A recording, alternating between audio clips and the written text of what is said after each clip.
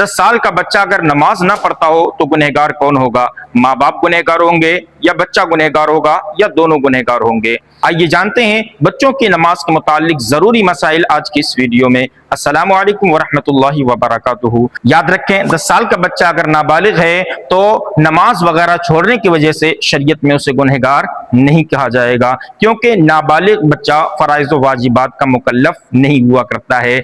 वालिदैन की जिम्मेदारी है कि 7 साल की उम्र से उस बच्चे की नमाज की तरबियत शुरू कर दी जाए, उसे वजू का तरीका सिखाया जाए, नमाज की अहमियत बताई जाए, नमाज का तरीका सिखाया जाए। अगर वालिदैन ने अपनी जिम्मेदारी पूरी की, अपनी तरबियत में कोई कोताही नहीं की और उसके बावजूद 10 साल का बच्चा नमाज नहीं पढ़ रहा है तो वालिदैन अपनी जिम्मेदारी से बरीउज़्ज़िम्मा हो गए, उन पर कोई गुनाह नहीं होगा।